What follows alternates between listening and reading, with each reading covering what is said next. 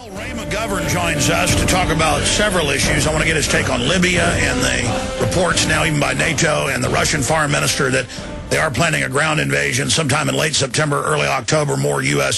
special forces have been inserted. We keep hearing the propaganda that Gaddafi's going to step down any day, but that doesn't happen. I also want to get into Rick Perry, who's called for the arrest of political activists who engage in peace actions. Now, this is a guy who was, of course, for forced inoculations of little girls of an experimental bad drug that Merck couldn't get approved, but by government mandating it, they got vaccine protection and were able to roll it out on the market. I'm talking about Gardasil. We're going to be looking at Rick Perry and also talking about some other issues that are taking place. Ray is a retired CIA officer turned political activist.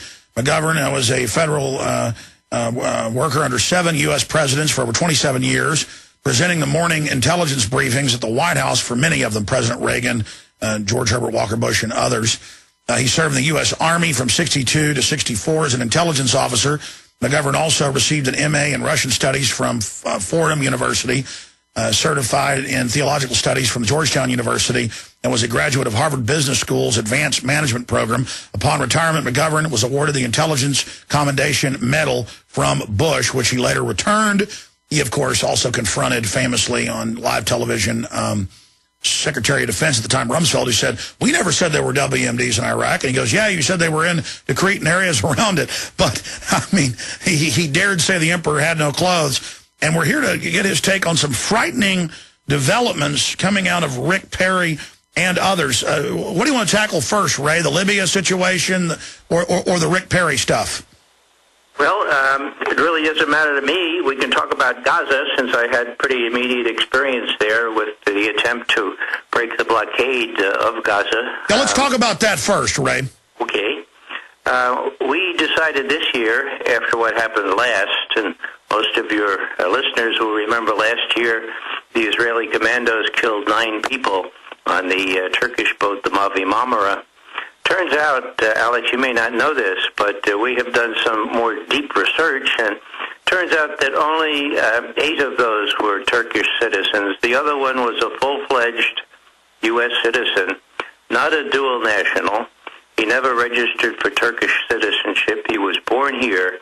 And so the notion that there were 8 Turkish and 1 sort of Turkish, but he didn't look like us, he wasn't really an American. Yeah, he had American citizenship, but, you know, his life was expendable.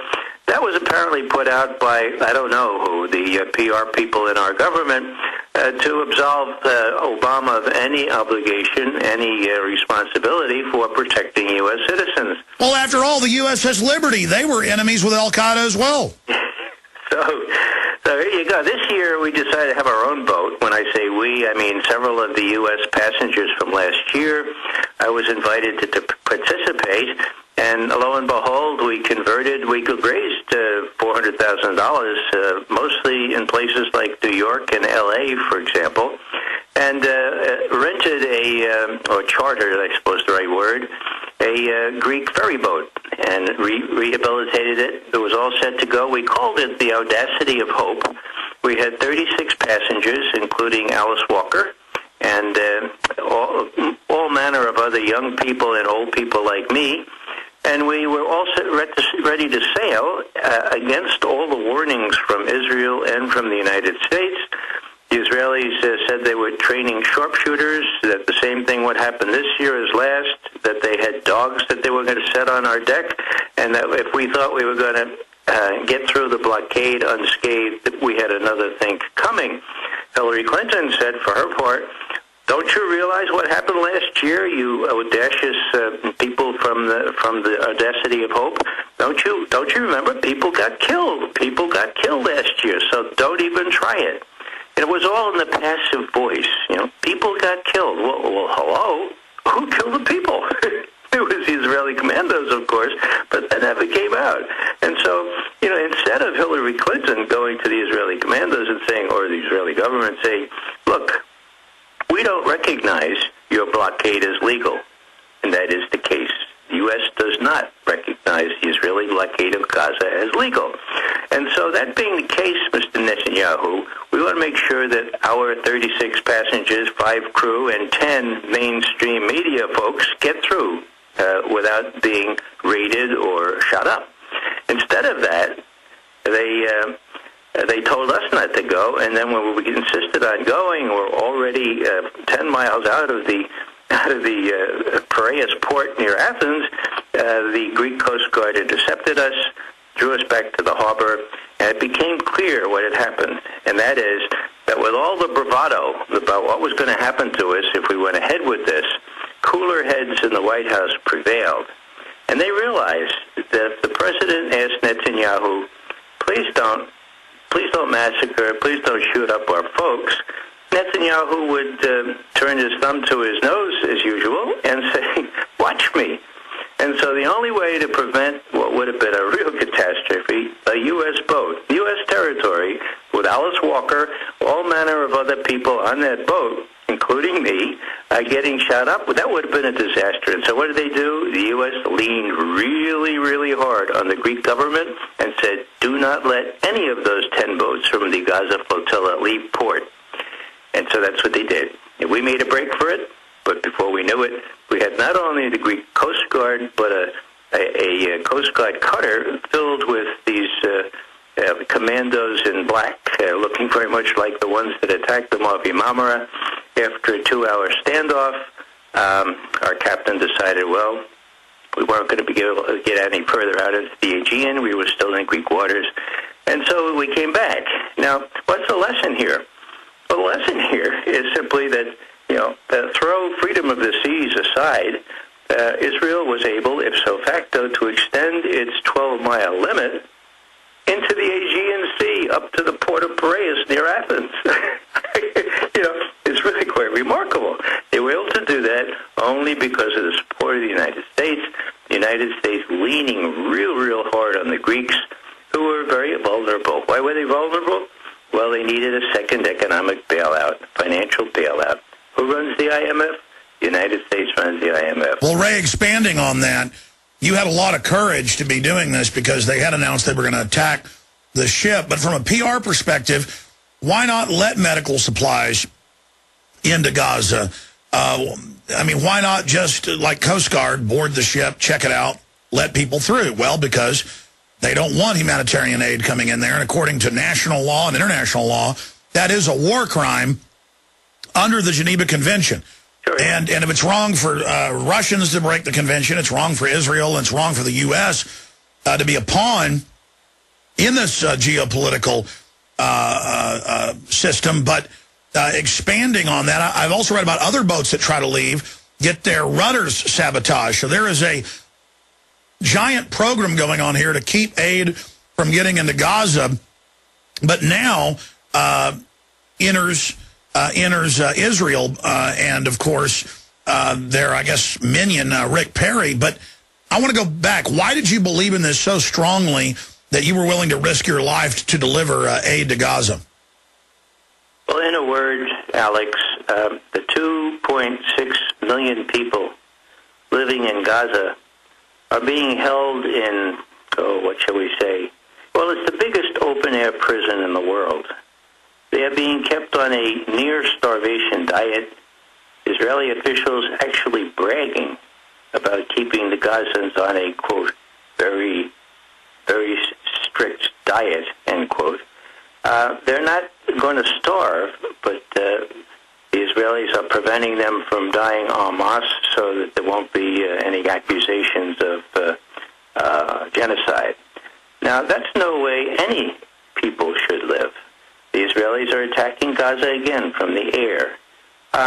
There needs to be somebody stand up and say, that's wrong.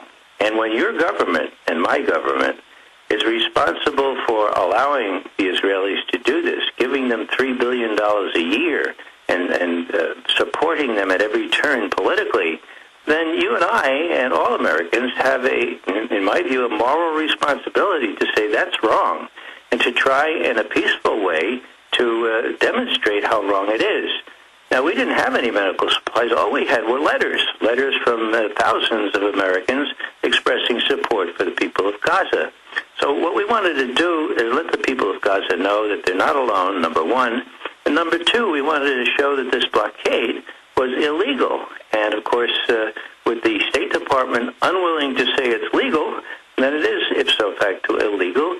We're trying to highlight the plight of the Gazans, which really is a, it's the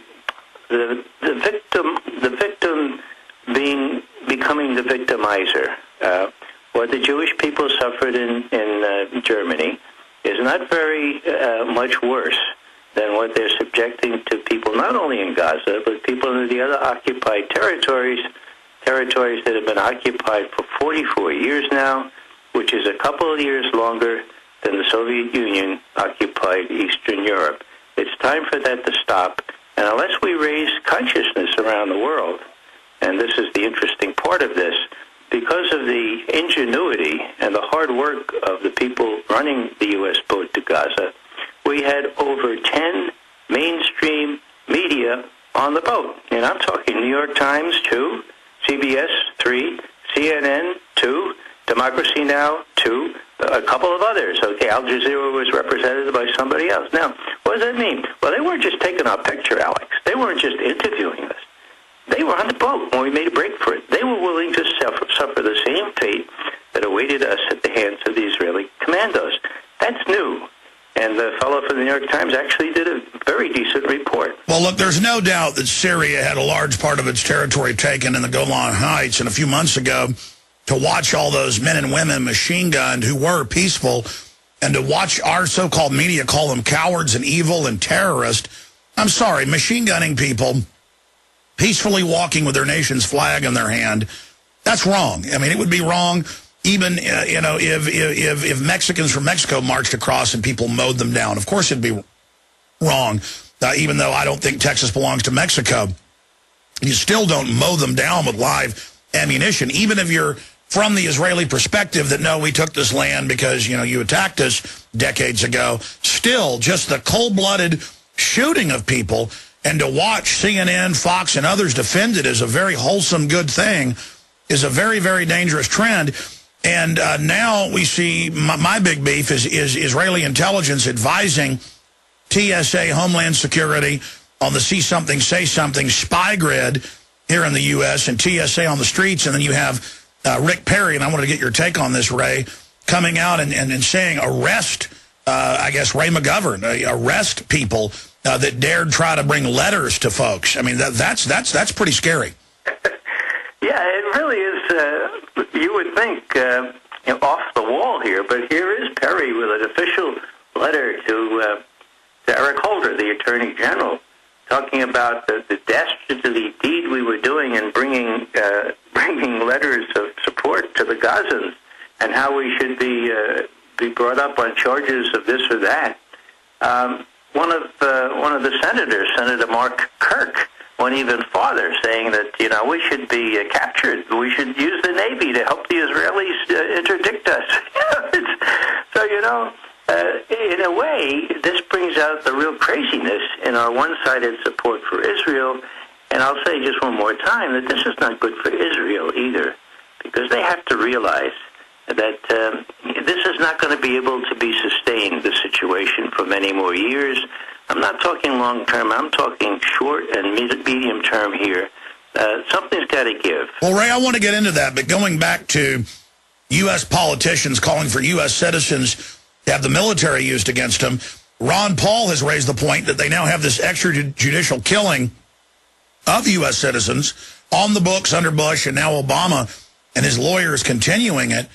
I mean, this is some pretty dangerous stuff, and I see this as in the same avenue of saying these Gazans are subhuman. You're not even allowed to try to visit them, or you're seditious. Yeah, there's a lot of sort of racism here, having to do not only with this, but with Iraq and Afghanistan. They don't look quite like us, and so it's okay to shoot Hellfire missiles from drones at them, sitting in a posh little office 7,000 miles away. It's really beyond the pale here, and talk about Gaza again. Well, that is collective punishment those people are being subjected to, and that's dead set against Geneva. Well, Ray, I want to come back and get into the geopolitical analysis why you're saying Israel can't go much further along this line. I mean, I want people to be in peace. I want Israel, the Arabs, the Palestinians to be in peace. And Israel is losing the propaganda war by their arrogant actions. So we'll get your geopolitical analysis of where all this is headed.